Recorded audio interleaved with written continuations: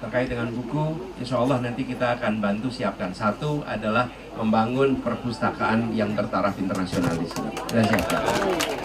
Rujukannya mana? Bapak sekalian, silahkan lihat perpustakaan baru di Jakarta. Lokasinya di Taman Ismail Marzuki. Anda boleh Google aja sekarang. Perpustakaan itu perpustakaan kelas dunia yang sekarang menjadi referensi di mana-mana. Dan itu kami bangun selama kami bertugas. Pada saat dibangun banyak sekali yang mengkritik. Ketika udah selesai banyak sekali yang memuji. Jadi makanya tabah aja kalau dikritik, ya, tunggu sampai selesai. Kemudian nanti itu jadikan benchmark. Kemudian yang kedua, terkait dengan buku. Insya Allah nanti kita siapkan skema subsidi pengiriman buku. Sehingga buku-buku yang dikirim dari penerbit-penerbit ke wilayah-wilayah yang sulit, pengirimannya akan dibantu oleh pemerintah. Supaya harga buku di seluruh Indonesia nanti bisa murah. Dengan begitu, maka kita akan bisa mendapatkan buku-buku berkualitas. Tidak usah harus pergi ke Jawa untuk dapat buku, tapi cukup datang ke Ambon, maka semuanya bisa tersedia di situ. Ini kenapa terjadi? Karena biaya logistik kita mahal. Dan buku itu seberat batu, Bapak Ibu. Ya, jadi kalau ngirim buku, itu beratnya luar biasa, karena kertas itu berat sekali. Karena itulah sebabnya kenapa mengirim buku itu mahal, karena seringkali beratnya besar, kemudian volumenya itu juga cukup besar. Nah, jadi insya Allah itu yang kedua. Lalu yang ketiga adalah membangun ekosistem untuk konektivitas bagi pemanfaatan untuk ilmu. Jadi kita akan siapkan jaringan-jaringan yang bisa diakses gratis untuk kegiatan belajar, untuk kegiatan mengajar, supaya proses belajar mengajar tidak terkendala oleh biaya internet, ya. Dan itu insya Allah kita siapkan. Apakah itu pernah dilakukan? Pernah. Kami bangun di Jakarta berapa spot wifi ya di Jakarta itu? 8.000 ya kalau nggak salah. Sekitar 8.000 spot di Jakarta yang bisa diakses secara gratis oleh siapa saja. Sehingga tidak perlu beli paket internet. Cukup datang ke situ, ada tulisannya jak. Anda jalan aja, begitu kelihatan jak wifi, langsung bisa login. Siapa saja, di mana saja. Sudah dikerjakan di Jakarta. Insya Allah nanti kita lakukan juga di sini. Ya. Jadi yang kami katakan bukan akan, tapi meneruskan. Karena kalau akan itu berarti imajinasi, bukan? Kalau meneruskan memang sudah kejadian, tinggal kita teruskan. Dan itu membantu sekali. Mudah-mudahan ini menjawab harapannya Hijrah, ya. Amin, Pak.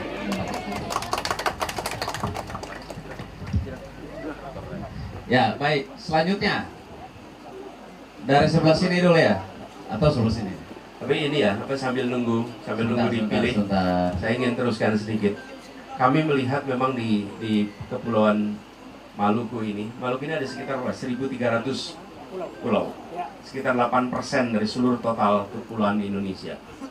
Kita memang harus menyediakan fasilitas pendidikan yang lebih serius. SMK perikanan, kelautan harus dibangun di setiap kabupaten, seluruh kota. Harus ada. Dan SMK-nya dibuat aplikatif sehingga mereka mendapatkan kesempatan untuk belajar ilmu-ilmu terbaru terkait perikanan dan kelautan. Ini ilmunya berkembang terus. Jadi ini bukan sekedar soal tadi saya sampaikan lumbung ikan nasional, ibu kota untuk perikanan, kemudian Ambon Port, tapi yang tidak kalah penting adalah SDM-nya harus dibangun. Jadi insya Allah dengan SMK ini kita akan bisa SMK di mana-mana ya, akan punya supply lebih baik lagi tenaga kerja di bidang ini. Baik, terima kasih Bang. Satu lagi di bagian sini. Hitungan ketiga ya. Hitungan ketiga. Satu.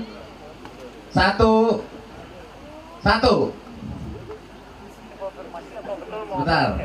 Sekali lagi ulang.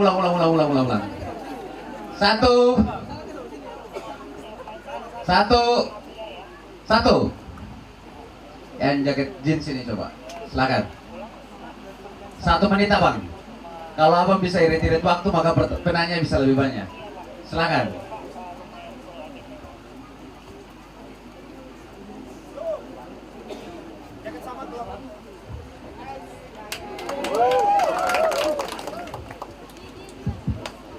Ya, terima kasih. Assalamualaikum warahmatullahi wabarakatuh. Waalaikumsalam. Saya Iqbal, Bang. Saya Iqbal. saya memulai mengagumi Abang Anies ini dari Indonesia Mengajar. Alhamdulillah sampai sekarang. Dari Indonesia Mengajar, terus jadi menteri, gubernur, dan sampai. Dan kami berharap, sebenarnya semalam kita jemput di bandara, saya bilang pada teman-teman, ini kita jemput presiden masa depan kita. Amin. Jadi sebenarnya beliau sudah menjadi presiden. Nah, tinggal pelantikannya nanti kita tunggu. Kira-kira gitu Bang. Ini Bang, yang paling terpenting adalah soal lumbung ikan nasional ini kan sebenarnya itu lumbung tipu nasional sebenarnya. Karena kita di prank, ya sudah jangan sebut namanya. Terus gini Bang, ini dari semua gagasan tentang Maluku itu, ya kita anggap bagus.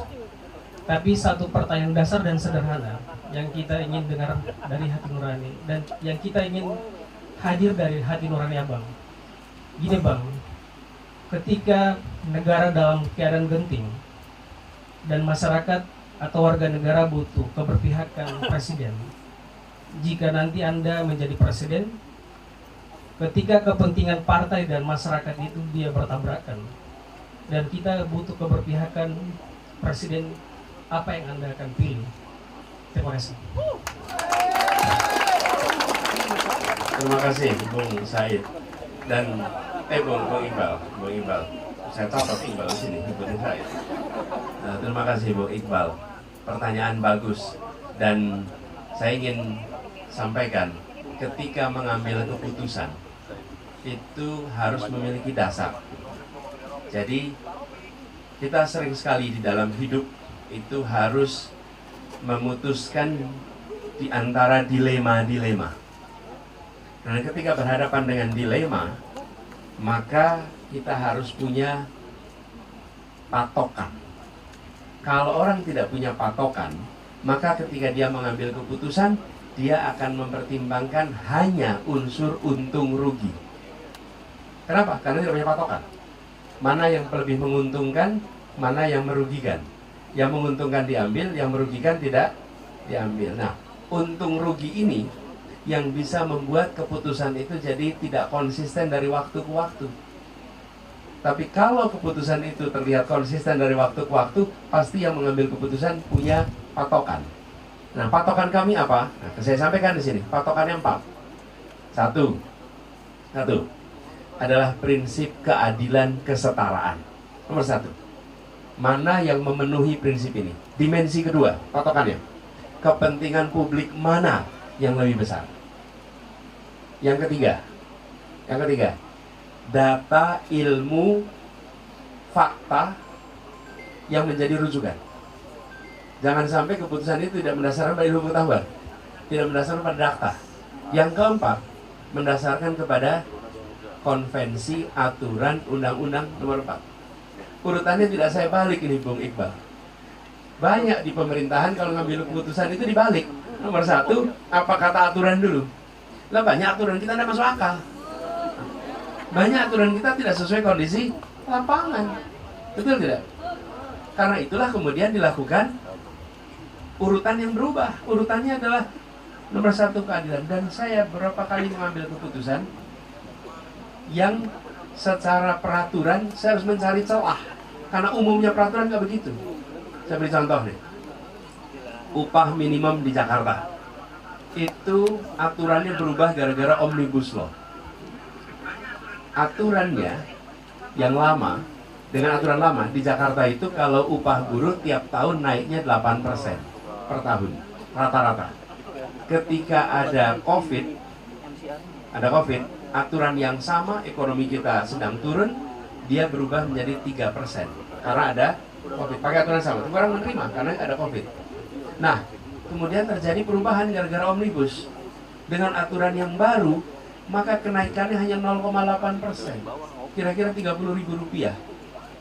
Bung Iqbal tahu Rp30.000 di Jakarta bisa dapat apa? Nggak bisa dapat apa-apa. Masa naiknya upah buruh 30.000? Biasanya naiknya 400-an ribu menjadi 30.000. Nah, saya sebagai gubernur dapat aturan itu. Terus gimana saya? Tanda tangani? Pakai keputusan itu? Saya bilang tidak. Saya gunakan undang-undang kekhususan Jakarta untuk Jakarta tetap menggunakan aturan yang lama supaya ada rasa keadilan bagi UMP di Jakarta. Apa yang terjadi? Woi, saya diprotes. Diprotes, yang protes apa? Pengusaha-pengusaha semua protes saya. Kemudian pengusaha tentu saja nelpon pimpinan partai, Bu. Karena kenal, mereka ngontak semua ke saya. Dan kepada mereka saya jawab begini. Bapak Ibu sekalian, kira-kira masuk akal sehat tidak? Rata-rata 8%, terus sekarang jadi 0,8%. Ayo, akal sehat kita semua.